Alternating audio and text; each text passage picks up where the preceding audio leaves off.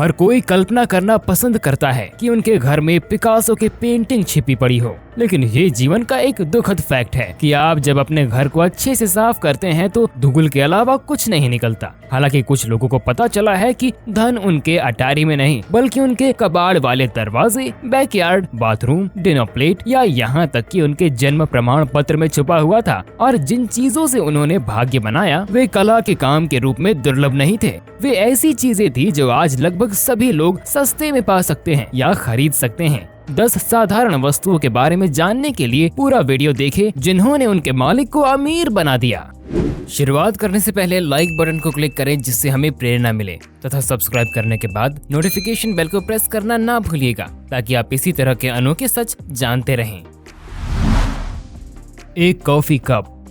एक ठंडी सर्दियों के दिन स्टेला लिबेक और उसका भतीजा मैकडॉनल्ड्स ड्राइव थ्रू गए। एक कप गर्म कॉफी का ऑर्डर देने पर लिबेक के ऊपर कॉफी गिरा दी गई और उसके भतीजे ने गाड़ी रोक दी। स्टेफा ने तब नुकसान के लिए रेस्टोरेंट श्रृंखला पर मुकदमा किया और बहुत कुछ जीता भी। उसके बाद पहले कोर्ट केस में लिबेका बनाम मैकडॉनल्ड्स में जूरी ने मुआवजे में उसे $3 मिलियन से सम्मानित किया। हालांकि एक न्यायाधीश ने बाद में इसे मुआवजे को लगभग $0.5 मिलियन तक कम कर दिया और लिबेका बाद में कम राशि के लिए मान भी जाती। ये भुगतान फास्ट फूड फ्रेंचाइजी में 15 मिनट खर्च करने के लिए बुरा नहीं था। हालांकि ये राशि महीनों अदालत में बिताने के लिए कम है, लेकिन इससे पहले कि हम सभी के पास ड्राइव थ्रू पर एक हाथ में गर्म कॉफी और दूसरे में हमारे वकीलों को स्पीड डायल करने के लिए तैयार एक फोन के साथ बाहर निकले। इस केस में कॉफी से खराब हुई पैंट से कई ज्यादा लागत आई। लाइबेक को 3rd डिग्री बर्न का सामना करना पड़ा और स्किन ग्राफ्ट्स का इस्तेमाल करना पड़ा और कोर्ट रूम में मौजूद सबूतों से पता चला कि हर साल सैकड़ों लोगों को इसी तरह की चोटें आती हैं क्योंकि मैकडॉनल्ड्स की फ्रेंचाइजी ने उनकी कॉफी को बहुत ज्यादा गर्म कर दिया था। ये मुकदमा फजीहत के बजाय न्याय का मामला था। एक पत्थर।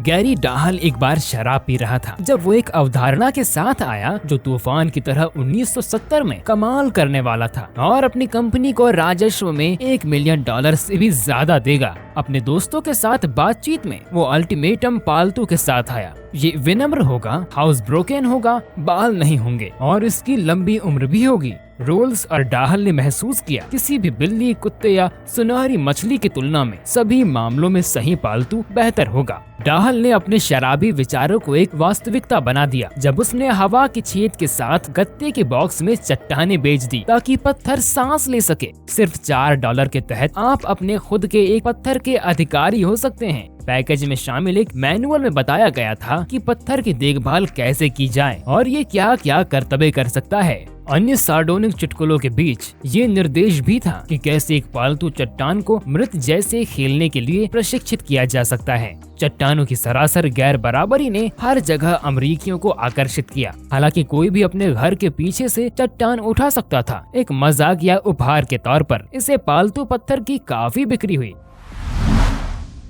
कूड़ा। जैसा कि शहर में रहने वाला कोई भी व्यक्ति आपको बता सकता है, कूड़ा बेकार से भी बदतर है। एक न्यूयॉर्कर जिसका नाम जस्टिन गैगनिक था, ये बंदा उल्टा सोचता था। उसका मानना था कि अगर किसी ने कुछ सही से पैक किया है तो ये बिक जाएगा और काफी चीजों को देखते हुए उनकी बात सच भी है। उन्होंने सड़कों पर से कचरा इकट्ठा करना शुरू कर दिया और इसे कांच के गंध रहित बक्से में व्यवस्थित किया। गिगनक ने उन्हें $10 एक बक्से के लिए बेच दिया और लोगों ने उन्हें स्मृति चिन्ह के रूप में खरीदा। उन्होंने कीमत को $50 तक बढ़ाया और लोगों ने उन्हें कलाकृति के रूप में खरीदा। आज न्यूयॉर्कर के कचरे की कीमत $100 प्रति क्यूब है, जो कि इस लेखन के समय उनकी वेबसाइट के अनुसार है। एक नाम। जब जेसन सैडलर की मां ने उसे बताया कि उसके सौतेले पिता तलाक के लिए फाइल कर रहा है तो सैडलर ने मजाक में टाल दिया। सैडलर ने अपनी मां से कहा कि उन्हें अपने पिछले नाम को बेचना होगा ताकि वो तीसरे तलाक के बाद पारिवारिक नाम के चक्कर में ना फंस जाए। ये मजाक आधे साल बाद वास्तविक बन गया जब जेसन सैडलर ने buymylastname.com नामक एक वेबसाइट बनाई। सैडलर ने विशेषाधिकार के लिए भुगतान करने के इच्छुक किसी भी कंपनी के लिए अपने पिछले नाम को एक विज्ञापन बिलबोर्ड में बदलने की पेशकश की। अगर नाइक जेसन का नाम जेसन जस्ट डू इट में बदलना चाहता हो तो क्या होगा? जेसन बस वास्तव में ऐसा करेगा जब तक उसे इसके लिए उच्चतम कीमत मिलेगी। नीलामी खुलने के 24 घंटे के भीतर उनके नाम की बिक्री की कीमत बढ़कर $30,000 हो गई। 40 दिन बाद जेसन को कानूनी तौर पर जेसन headsets.com बनने के लिए $45,000 का भुगतान किया गया था। नाम में क्या रखा है? एक फिल्म का पोस्टर। समरविले के एक बाजार में लॉरा स्टॉफर ने एक पुरानी फिल्म के पोस्टर की एक प्रति खरीदी। जब वो घर आई तो उसे महसूस हुआ कि कार्डबोर्ड बेस के पीछे कुछ है और अंदर उसे all quite on the western front का पोस्टर मिला, जिसकी कीमत $20,000 थी। एक बेसबॉल कार्ड। बोनिस काले को घर पर सफाई कर रही थी जब उन्हें बेसबॉल टीम की एक पुरानी तस्वीर मिली। उद्यमी महिला ने इसे $10 के लिए ईबे पर बिक्री के लिए रखा। अंत में national association of securities dealers द्वारा कीमत निर्धारित करने के बाद बोनिस ने इसे $75,000 में बेच दिया। The Saint Albans hoard. जबकि कुछ लोगों का भाग्य वर्षों में नहीं खुलता, दूसरों ने अपने पहले प्रयास में जैकपॉट जीता है। इंग्लैंड के वेस्ले कैरिंगस्टन ने एक साधारण मेटल डिटेक्टर खरीदा और सेंट एल्बस हर्टफोर्डशायर के पास एक जंगल में 55 गोल्डन रोमन सिक्के खोजे। पहली ही बार जब उन्होंने इसका इस्तेमाल किया, सिक्कों की कीमत $2,60,000 थी। Painting magnolias. इंडियाना के किसी व्यक्ति ने एक बार उनकी दीवार में छेद छिपाने के लिए एक पेंटिंग खरीदी थी। कई साल बाद बोर्ड गेम खेलते समय उन्हें एक कार्ड मिला जो ठीक उसी छवि को दिखा रहा था। एक विशेषज्ञ को जांच के लिए आमंत्रित करने के बाद इस भाग्यशाली व्यक्ति को पता चला कि मार्टिन जॉनसन हेड द्वारा पहले की अज्ञात पेंटिंग के मालिक थे, जिसकी कीमत $1.2 मिलियन थी। स्प्रिंग।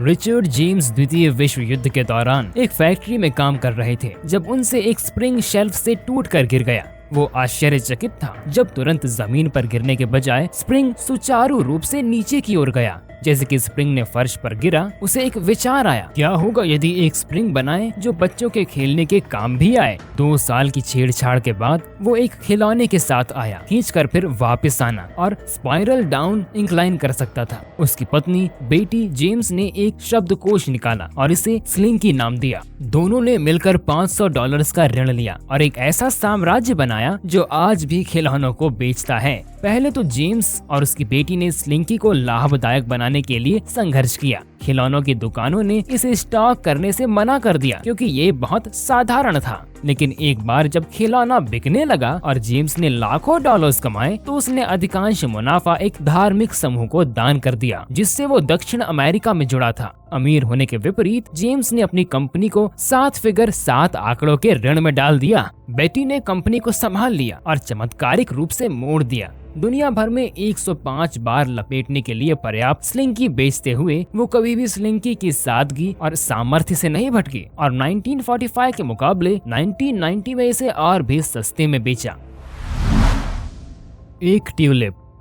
17वीं शताब्दी के डचमैन को झटका लगता यदि आपने वैलेंटाइन डे के लिए अपने साथी को ट्यूलिप का गुलदस्ता दिया होता। इसलिए नहीं कि डच को गुलाब पसंद थे, बल्कि इसलिए कि ट्यूलिप का सरासर मूल्य या विशेष रूप से उनके बल्ब का काफी अधिक था। 1600 के दशक में ट्यूलिप हाल के तुर्की से आज के नीदरलैंड में लाया गया था। एक विषाणु ने कटाई को प्रभावित किया था, जिसके कारण प्रत्येक ट्यूलिप अपने स्वयं के अनूठे पैटर्न में रंगीन हो गया था। वो रेगिस्तान फूल ट्यूलिप से भी अधिक मूल्य के हो गए जो स्वस्थ थे। विद्वानों ने विभिन्न ट्यूलिप पैटर्न को प्रतिष्ठित किया और उन्हें खरीदा जैसे कि वे बेसबॉल या पोकेमॉन कार्ड इकट्ठा कर रहे थे। लोगों को समझ आने लगा कि लोग किसी भी कीमत पर उन पैटर्न वाले ट्यूलिप को खरीदेंगे और ट्यूलिप के लिए कीमतें बढ़ गई। 1637 तक आप नीदरलैंड में सबसे बड़े, सबसे फैशनेबल घरों में से एक ट्यूलिप के एक बल्ब के बदले खरीद सकते थे, जबकि कीमतें 1 साल से भी कम समय के बाद ढह गई। इस फूल से लोगों ने भाग्य बनाया और खोया, जो कि आजकल हम छोटे छोटे मौकों पर तोहफे की तरह देते हैं।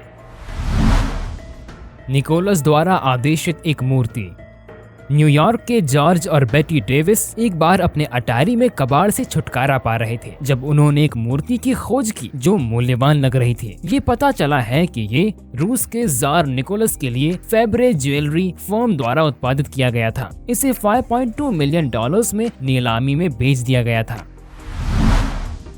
एक असामान्य मोती। एक फिलिपिनो मछुआरा एक बार पलावन द्वीप के पास एक चट्टानों पर फंस गया। अपने लंगर को मुक्त करने की कोशिश करते हुए उसे एक मोती मिला जिसका वजन 34 किलो था। मछुआरे ने इसे 10 साल तक अपने बिस्तर के नीचे रखा। विशाल मोती का मूल्य 35 मिलियन माना गया है। कोका कोला में शेयर।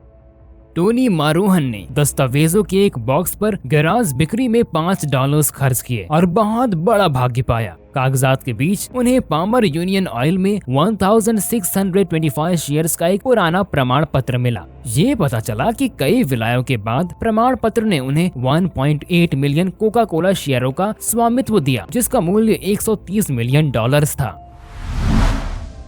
हवा। हम दिन में करीब 23,000 बार सांस लेते हैं, जबकि हम भोजन, पानी, आश्रय और बिजली जैसी बुनियादी जरूरतों पर पैसा खर्च कर सकते हैं। किसी ने भी हवा के लिए पैसे खर्च करने की कल्पना नहीं की होगी, है ना? तो कैनेडियन लोगों ने साबित किया कि लोग उस सांस के लिए भी पैसे खर्च करेंगे जब ये जोड़ी पर्वत से हवा बोतल में बंद कर देती है और इसे 24 कैनेडियन रुपए एक कैन के लिए बेचती है। चीनी ग्राहकों ने स्मोक से भरे शहर में घुटते हुए हवा की बोतल को मजाक के रूप में खरीदना शुरू कर दिया ताकि वो हानिकारक हवा की बजाय शुद्ध हवा में सांस ले पाएं और प्रदूषण के प्रति अपना विरोध दिखाएं। गोबर।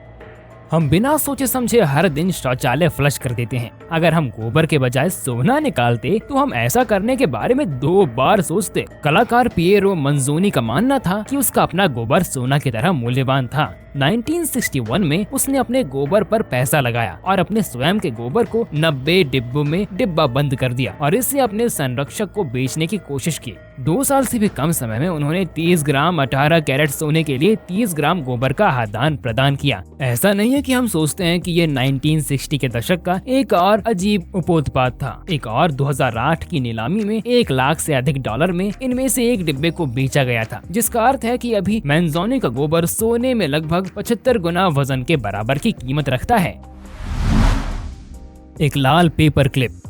मॉन्ट्रियल के एक 27 वर्षीय व्यक्ति काइल ने अपनी गर्मियों की शुरुआत बिना नौकरी, बिना घर और एक लाल पेपर क्लिप के साथ की। जब काइल ने उसे और उसकी प्रेमिका के लिए घर लेने का संकल्प किया तो उसने अपने रेज्यूमे बनाने या बचत खाता खोलने का नहीं सोचा। इसके बजाय उसने बस हाथ में लाल पेपर क्लिप के साथ अपने अपार्टमेंट को छोड़ दिया और इसे एक पेन के लिए बदल लिया जो मछली की तरह दिखता था। 13 आदान प्रदान के बाद उन्होंने क्लिपिंग स्केचवन में 2 मंजिला फार्म हाउस के लिए एक फिल्म के रोल को बदल लिया। काइल ने 1 वर्ष से भी कम समय में अपने डेस्क पर पड़ी पेपर क्लिप के बदले एक घर पा लिया था। एक कहानी जो बताती है कि छोटा सा सामान कितना मूल्यवान हो सकता है।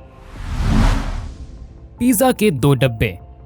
2010 में लेस्लो हाइकस बिटकॉइन नामक एक तत्कालीन अज्ञात क्रिप्टो करेंसी के डेवलपर पिज्जा के लिए तरस रहे थे। इंटरनेट हैंडल लास्लो के तहत उन्होंने किसी को भी 10,000 बिटकॉइन की पेशकश की जो उसे 2 पिज्जा पाई ऑर्डर कर देगा। 10 साल बाद 2020 में उन 10,000 बिटकॉइन की कीमत 2 बड़े पिज्जा से कई ज्यादा है। जो भी लेस्लो के उस प्रस्ताव को ले लेता तो उसके पास आज 2 पापा जॉन पिज्जा के बदले $10 मिलियन होते।